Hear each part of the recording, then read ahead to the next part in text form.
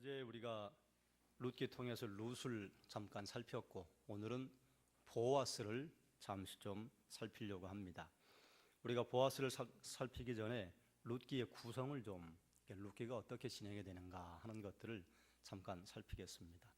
1장에 보면 엘리멜렉이 모압으로 떠나요. 그러다가 이제 베들레헴으로 다시 돌아옵니다.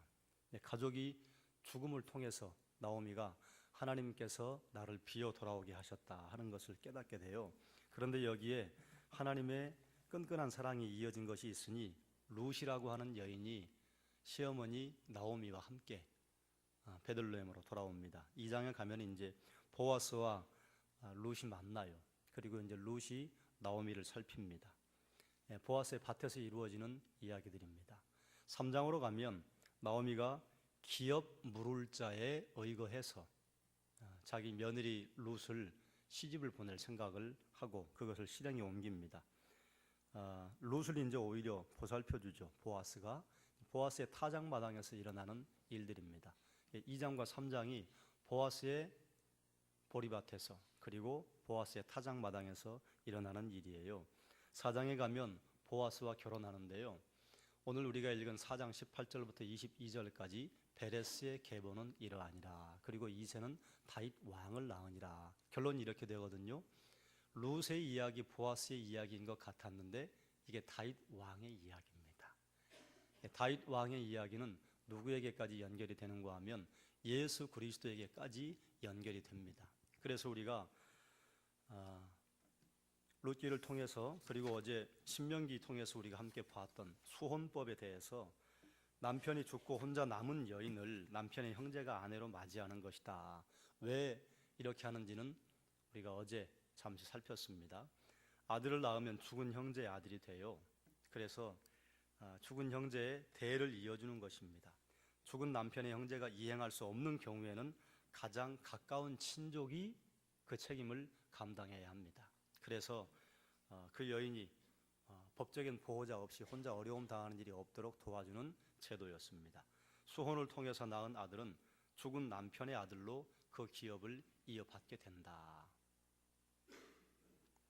그리고 이제 보아스는 어디에 해당이 되는가 하면 기업 물을 자라, 고엘 제도라고 합니다. 레위기 25장 25절 말씀을 함께 읽겠습니다. 만일 내 형제가 가난하여 그의 기업 중에서 얼마를 팔았으면 그에게 가까운 기업 물을 자가 와서 그의 형제가 판 것을 물을 것이요. 형제가 가난해서 그 기업을 팔았어요. 기업이라고 하는 것은 땅을 말합니다. 토지를 팔았어요. 토지를 팔았으면 그걸 가장 가까운 친족이 우선순위가 있어요. 그걸 다시 되찾아와야 합니다. 이것이 형제 친척이 해야 할 중요한 의무 가운데 하나예요. 기업은 어제도 말씀드렸듯이 가나안 입성한 다음에 분배한 토지인데요. 이것은 영구적으로 매매가 금지되어 있는 것입니다. 그러면 어떻게 판다는 말입니까? 매매가 이루어지더라도 신년에는 주인에게 돌아가는데요.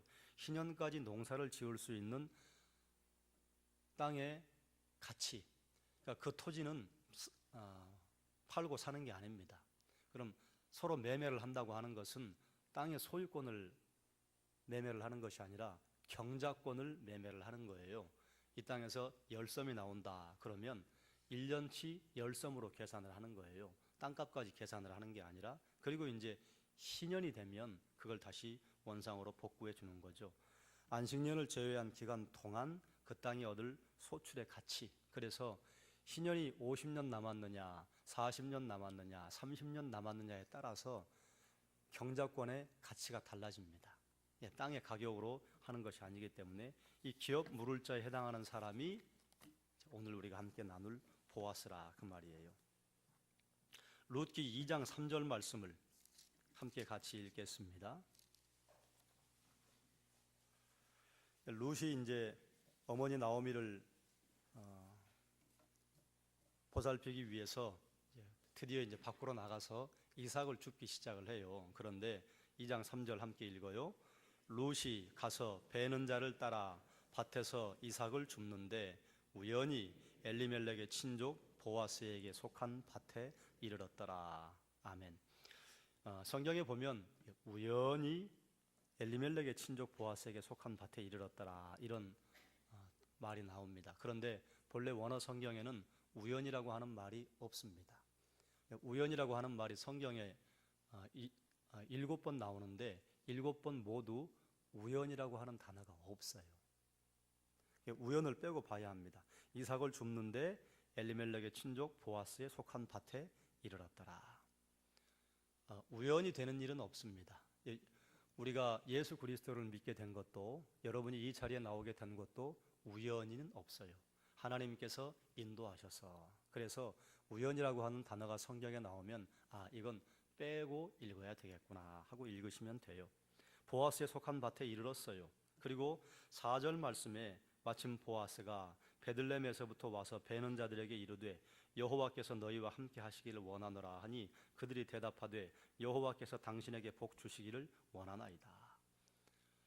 주인도 일꾼들에게 인사를 할 때 여호와께서 너희에게 복 주시기를 원한다. 그러니까요, 또 일꾼들도 주인에게 당신에게도 여호와께서 복 주시기를 원합니다.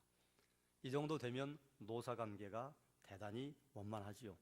이런 곳에 하나님께서 복을 주시지 않겠습니까? 이것은 서로 거칠의 인사가 아니라 주인이 일꾼들에게 또 일꾼이 주인에게 인격적인 대우를 할 때야 이런 인사가 가능합니다. 8절과 9절에 보니까요, 보아스가 룻에게 이르되 내 딸아 들으라. 이삭을 주우러 다른 밭으로 가지 말며 여기서 떠나지 말고 나의 소녀들과 함께 있으라. 그들이 베는 밭을 보고 그들을 따르라. 내가 그 소년들에게 명령하여 너를 건드리지 말라 하였느니라. 목이 마르거든 그릇에 가서 소년들이 길어온 것을 마실지니라 하는지라. 보아스는 룻의 안타까운 사정을 들어서 알고 있었습니다. 그래서 그 여인이 룻이라고 하는 것을 알고 룻을 인격적으로 대우해 줍니다. 아니 인격적으로 이게 인격적으로 대우하는 것인가? 당시의 사회적인 배경을 보면 보아스가 상당히 인격적인 사람이라고 하는 것을 알 수 있어요. 다른 밭으로 가지 말아라. 그리고 내 소녀들과 함께 있어라. 왜 그런가 하면 당신은 이방 여인을요 짐승 취급했습니다. 이방 여인만이 아니라 이방 사람이라고 하면 짐승 취급을 했어요. 그런데 그렇게 짐승 취급을 하는 사람들의 사회로 엘리멜렉은 이사 갔단 말이에요. 자기가 해야 할 거룩한 의무, 자기 창고를 열어서 어려움 당하고 배고픈 사람들을 도와줘야 할 의무를 저버리고 재산을 정리해서 넉넉하게 해서 도망가 버렸어요. 그것도 자기들이 짐승 취급하는 모압 지역으로. 그러니 엘리멜렉이 참 못된 사람입니다. 그런데 룻이요 어머니를 도우려고 왔는데 분명히 베들레헴에 있는 사람들이 이방 여인이 왔다고 수근수근하고 그리고 아주 냉소적으로 대했을 거란 말이에요.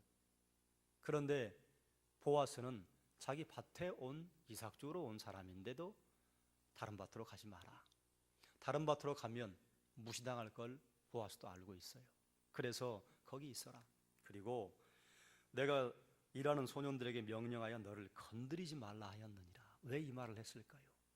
이 사람이 찝쩍거리고 저 사람이 찝쩍거리고 분명히 그랬다 그 말이에요. 모압에서 이사 왔으니 뭐 보호해줄 사람도 없고 거기다가 남편도 없어요.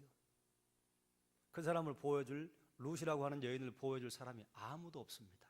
그러니까 남정네들이 여기서 건드리고 저기서 건드리고 분명히 그랬을 거란 말이에요. 그래서 내가 소년들에게 그렇게 당부했다. 그리고 목이 마르거든 그릇에 가서 소년들이 길어온 물을 마실지니라. 제가 전에도 말씀을 드린 기억이 있는데 이스라엘에서 물을 내가 준다. 이건 대단히 큰 호의입니다. 왜 그런가 하면 우리야 뭐 물이 콸콸 넘치는 나라기 때문에 물이 귀한 줄 모르고 그동안 썼지만 이스라엘 진짜 물이 귀하거든요. 가서 물을 또 오려면요 저 밑에 수길 떨어져 있는 우물에서 물을 길어 올려서 그걸 사람들에게 가지고 와야 합니다. 그러니까 물 한 바가지가요 이게 보통 수고가 담긴 결과물이 아니에요. 그런데 그 물을 준다?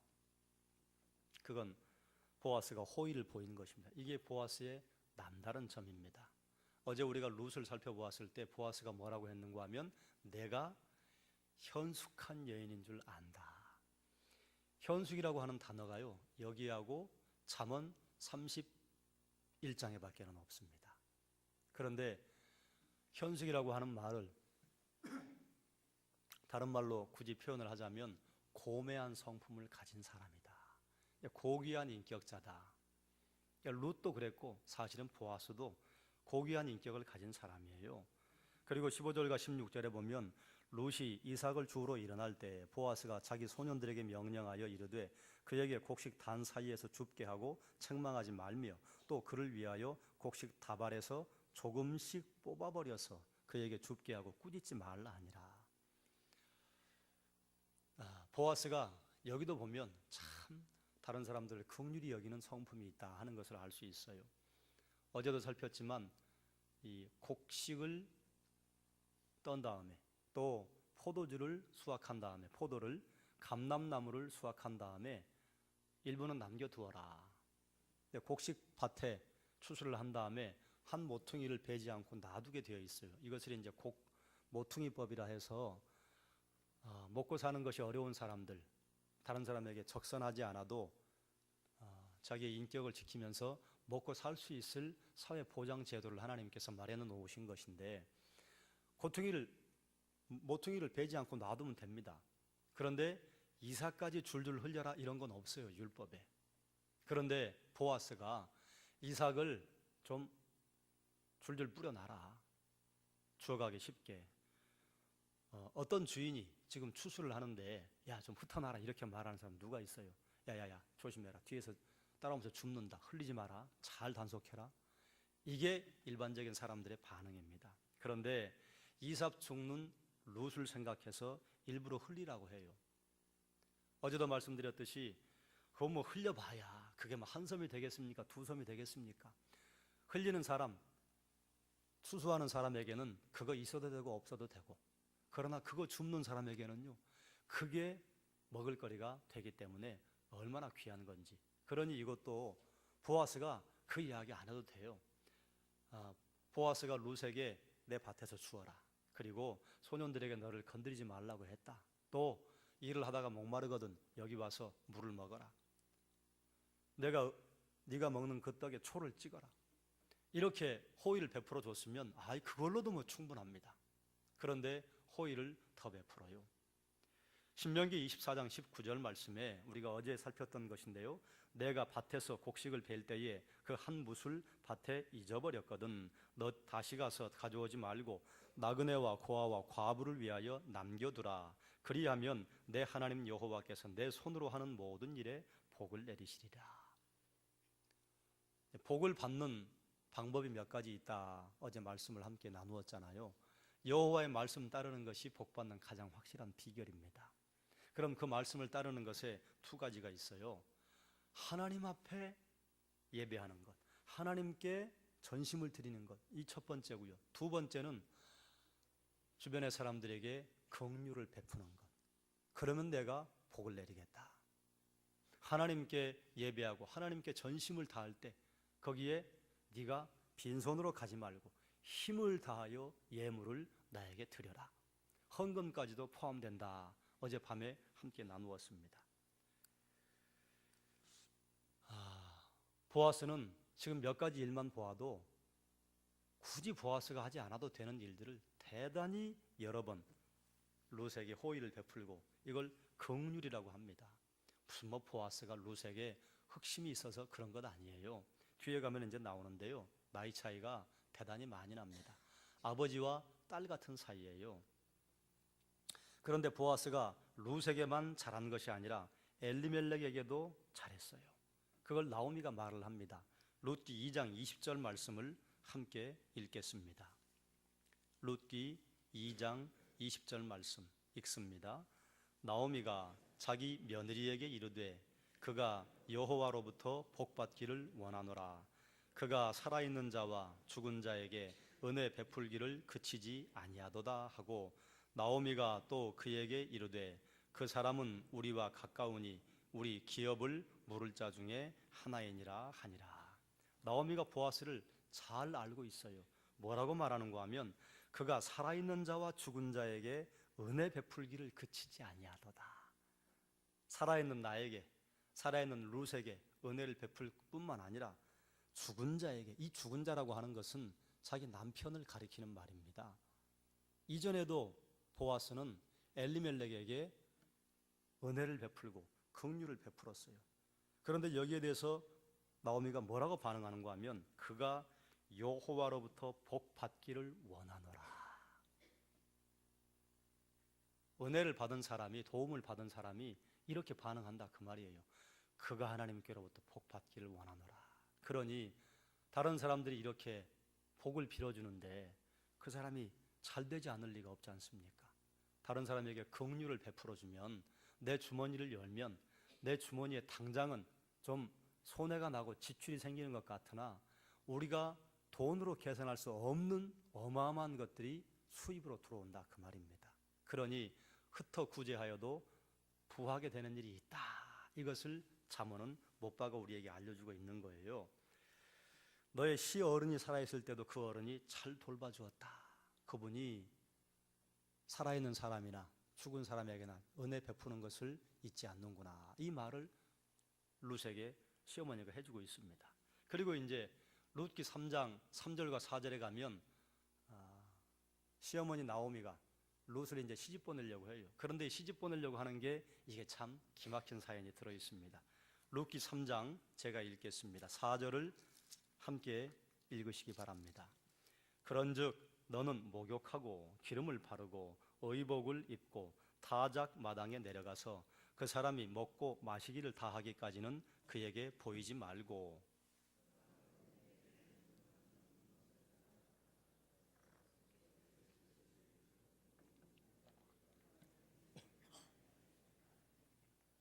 아멘.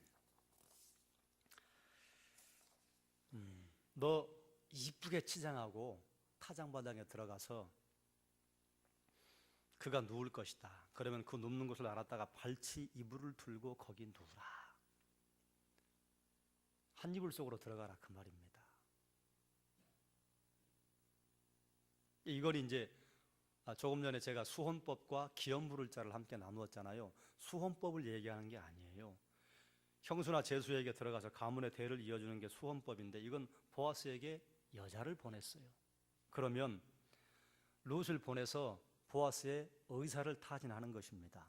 룻 데려가십시오. 이미 이제 보아스가 룻에 대해서 알고 있기 때문에 이것을 봐서요, 보아스의 집안에 아마 후사가 없는 모양이다 미루어 짐작할 수 있습니다. 그래서 룻을 팔겠다는 거예요. 룻의 나이가 20대 중후반이고 보아스는 50이나 60이 되었을 나이입니다.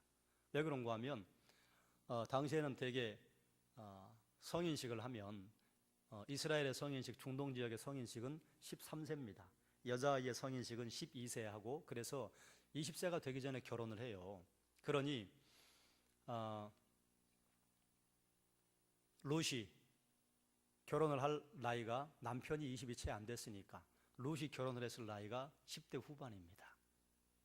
그리고 남편이 10년 만에 죽어요. 그러면 20대 후반이 됐겠죠. 그리고 이제 남편이 죽고 10년 뒤에 어머니와 함께 베들레헴으로 돌아왔습니다. 그러면 지금 룻의 나이가 20대 후반입니다. 그러면 말론과 기련의 아버지 엘리멜렉이 일반적으로 결혼을 했으면 거기도 20이 채 되기 전에 결혼을 했고, 그리고 자녀들이 태어났을 때가 거의 20살 되었을 것이다. 그리고 자기 자녀들이 결혼을 했으면 아마 그때 엘리멜렉이 살아 있었더라면 40 이쪽 저쪽 아니었겠어요? 그리고 10년 뒤에 자기 두 아들이 죽었습니다. 두 아들이 죽었을 때 엘리멜렉이 살아있다면 50 이쪽 저쪽. 그리고 이제 만약에 베들레헴으로 돌아왔다면 엘리멜렉이 50대. 그런데 보아스가 엘리멜렉과 동년배이든지 연장자일 거예요. 그러니 보아스의 나이가 대충 계산이 되는 겁니다. 50이 좀 넘었든지 아니면 50대 후반이든지. 그러니까 보아스는 아버지 같은 나이예요. 룻은 딸 같은 나이입니다. 나오미가 아버지 같은 보아스에게 며느리를 보내겠다고 하는 것입니다. 며느리를 팔면 이거 파는 겁니다. 시집 보내는 것인데 파는 거예요. 그래서 보아스가 기업 물을 사람이 되어서 오래전 팔았던 재산을 다시 회복시켜 주면 룻은 보아스에게서 가정을 얻고 나오미는 재산을 다시 회복하는 거예요. 이 두 가지를 지금 하겠다고 룻을 보내서 의사를 타진하는 것입니다. 자, 그런데 3장 9절과 10절 말씀, 제가 9절을 읽겠습니다. 10절을 읽으십시오. 이르되 내가 누구냐 하니 대답하되 나는 당신의 여종 루시오니 당신의 옷자락을 펴 당신의 여종을 덮으소서. 이는 당신이 기업을 물을 자가 되매니이다 하니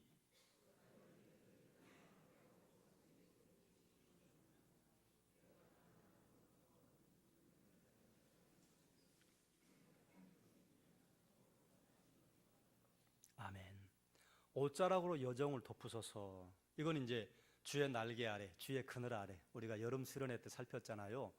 그것은 보호 아래라고 하는 말입니다. 그런데 이것의 1차적인 의미는요, 주의 여종을 덮으소서. 이건 뭔가 하면, 그냥 쉬운 말로 하면 저 안아주십시오, 저를 품으십시오, 이 말이에요.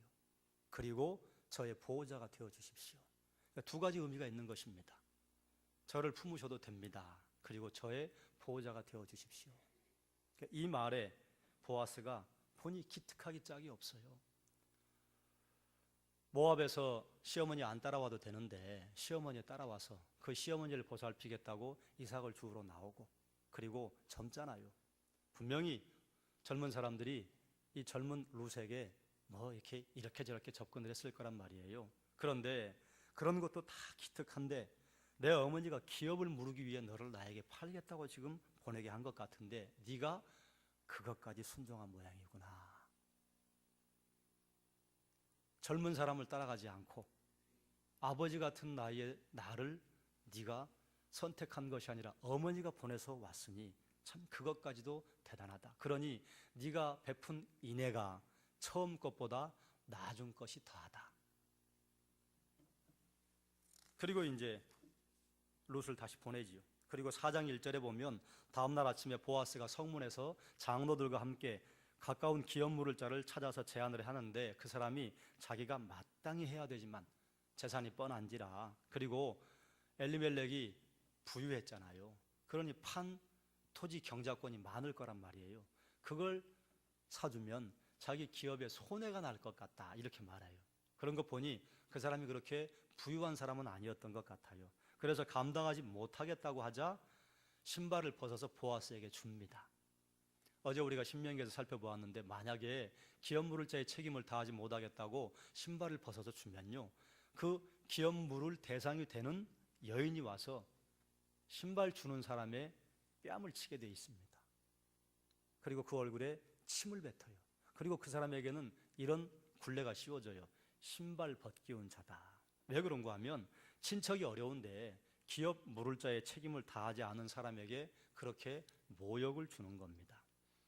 그 다음부터는 그 사회에서 따돌림을 당해요. 그런데 룻기 4장에 보면 그런 흔적이 없습니다. 이게 무슨 말인가 하면 그렇게 해야 되는데 보아스는 그렇게 하지 않은 거예요.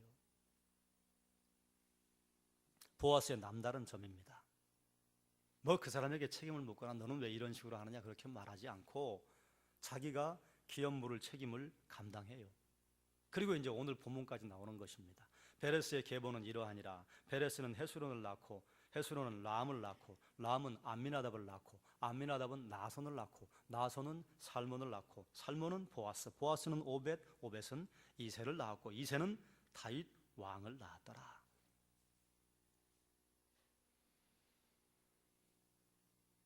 보아스는 엘리멜렉에게도 일꾼들에게도 룻에게도 긍휼을 베풀었습니다.